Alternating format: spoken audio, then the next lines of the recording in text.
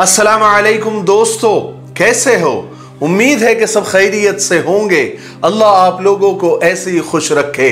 आज एक बहन का बहुत ही संजीदा और एक खामोश पैगाम मैं आपको सुनाना चाहता हूं, जो आज के नौजवान लड़के और लड़कियों को तो जरूर सुनना चाहिए।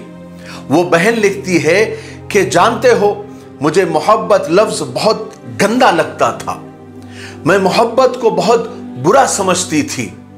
मैं मर्द जात को एक दरिंदे से ज्यादा कुछ भी नहीं समझती थी, क्योंकि कॉलेज के दौर में मुझे किसी मर्द ने एक बार मोहब्बत में सीने से लगाकर छोड़ दिया था और मेरे साथ ऐसा होना ही चाहिए था, क्योंकि मैंने उसे ही खुद इजाजत दी थी अपने साथ ऐसा करने की। जो हद मेरे लिए मुकर्रर थी, मैंने खुद ही उस हद को पार किया था, यानी निकाह से पहले मोहब्बत करने का। वो मुझसे टाइम पास करता था और मैं उसे मोहब्बत समझती रही। मैं ख्वाब देखने लगी थी, मैं उसके वादों पर जीने लगी थी। लेकिन जब निभाने का वक्त आया तो वो कमबख्त अपनी हर कही बात से मुकर गया, पलट गया।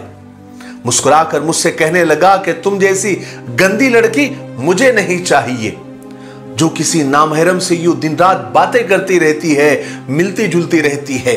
तुम्हारा क्या भरोसा, मुझसे जैसे तुम बात करती हो तुम औरों से भी करती होगी।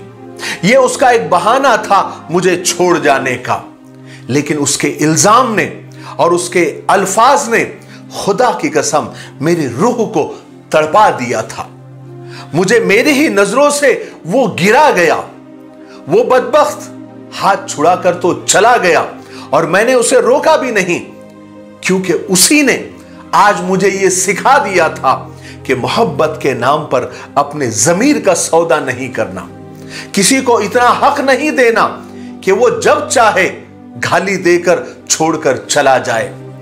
किसी के वादों पर बिक जाना सबसे बड़ी हिमाकत होती है और किसी की मीठी बातों पर सब कुछ हार देना अपने जमीर का कत्ल होता है। किसी के चंद हमदर्दाना बातों पर खुद को इतना सस्ता कर देना कि जब चाहे वो पांव से ठोकर मारकर चला जाए, हरगिज नहीं। मैंने उसके जाने के बाद खुद को मजबूत किया और हमेशा के लिए सोच लिया कि जितना मर्द जात से मैं दूर रहूंगी उतना महफूज रहूंगी।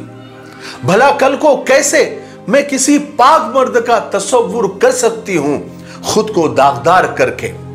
भला कैसे किसी की पाकीज़ा मोहब्बत बन सकती हूं खुद की मोहब्बत को नीलाम करके। भला कैसे मैं एक बाहया मां बन सकती हूं किसी बाकिरदार बेटी की। लेकिन खुदा को कुछ और ही मंजूर था। कुछ सालों के बाद मेरी जिंदगी में वो इंसान आया जिसने मुझे अपने निकाह में कबूल किया और मेरी जिंदगी ही बदल दी। मैं मोहब्बत से पनाह मांगती थी, लेकिन मुझे मेरे हमसफर ने मोहब्बत में जीना सिखा दिया।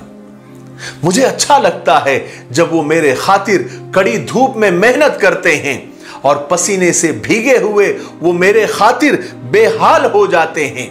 मुझे अच्छा लगता है जब वो मुझे आवाज देते हैं किसी काम के लिए और मुझे मसरूफ और बिजी देखकर खुद काम करने लग जाते हैं। मुझे अच्छा लगता है जब वो दिन भर के थके हारे आते हैं और मेरी हल्की सी मुस्कुराहट पर वो दिन भर की थकन भूल जाते हैं। मुझे अच्छा लगता है जब मैं कुछ गलत काम करूं तो वो मुझ पर गुस्सा करते हैं, मुझ पर चिल्लाते हैं, फिर थोड़ी देर के बाद खुद मेरे पास आकर बैठ जाते हैं और मेरा हाथ पकड़ते हैं और मुझे दुनियादारी की बातें समझाने लगते हैं। मुझे अच्छा लगता है जब मेरी इतनी ज्यादा फिक्र करते हैं। जानते हो, मैं कभी कभी वो फरमाइश कर देती हूं जो उनके बस का नहीं होता, वो पूरी नहीं कर सकते, लेकिन फिर भी वो मुझसे कहते हैं कि दुआ करो, एक दिन जरूर मैं तुम्हारी वो ख्वाहिश भी पूरी करूंगा। मैं अक्सर नमाज के बाद हाथ उठाए उनकी लंबी जिंदगी की दुआ मांगती हूं कि उनके साथ ही मेरे दोनों जहान हो।